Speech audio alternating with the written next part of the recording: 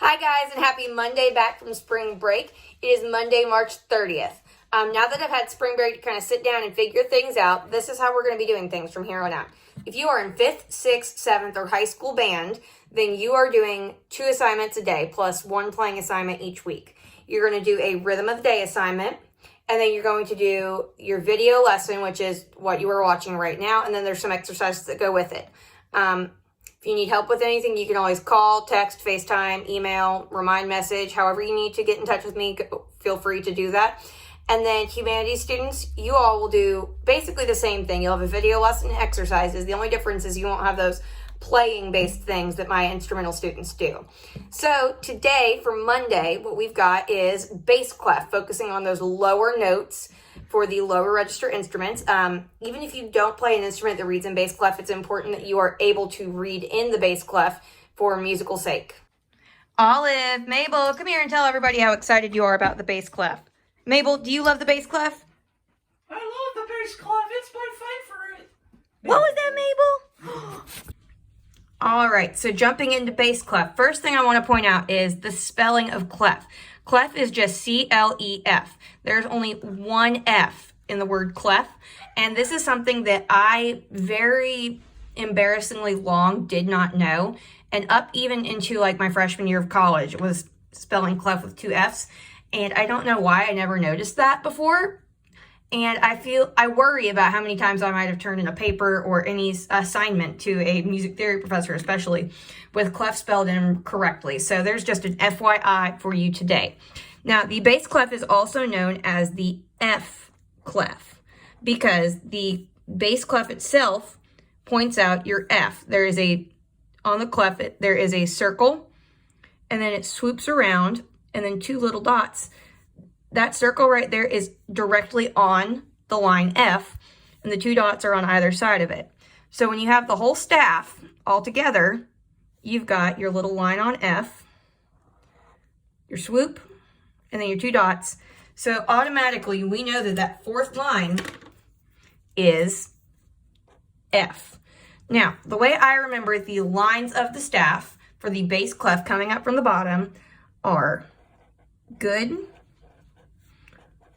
burritos don't. Now here we come up on that 4th line.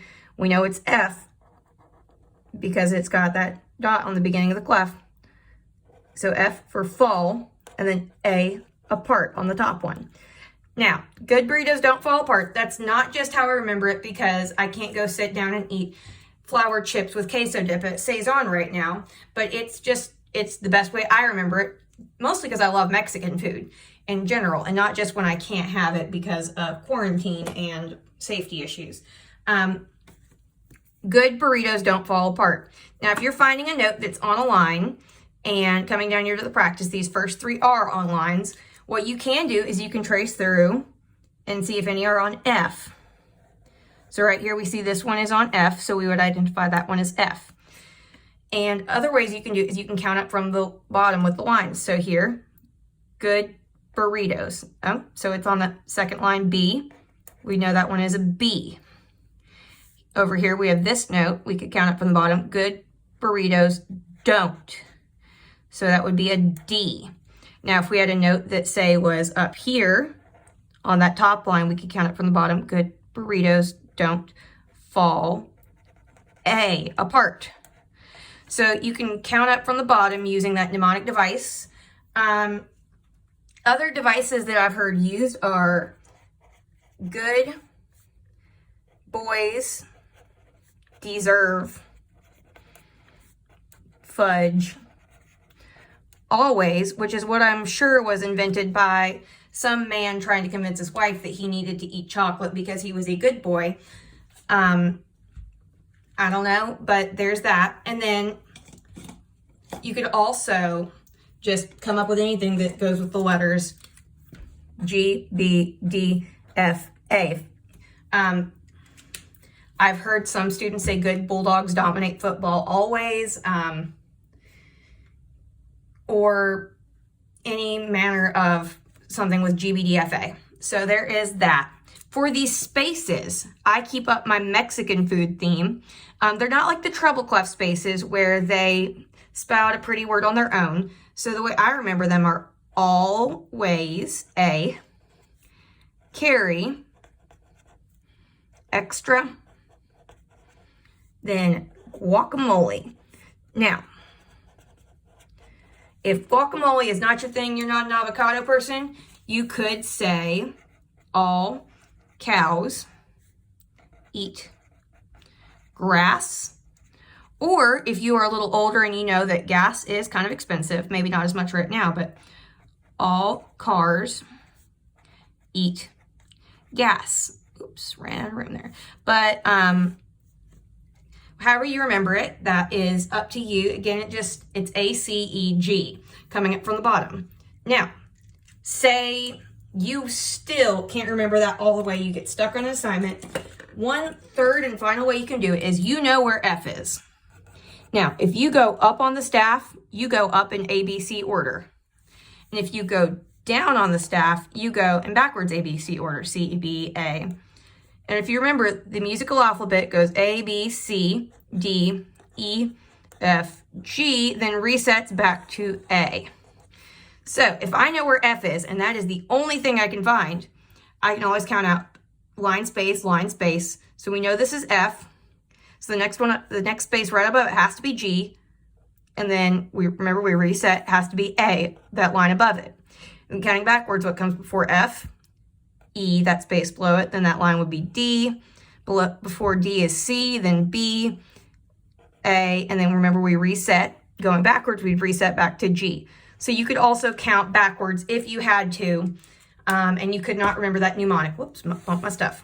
So looking at these two exercises here, again, we're still in base clef. If I wanted to do these exercises, I could count, up from the bottom with always carry extra guacamole, all cows eat grass, however I remember that. So A, always.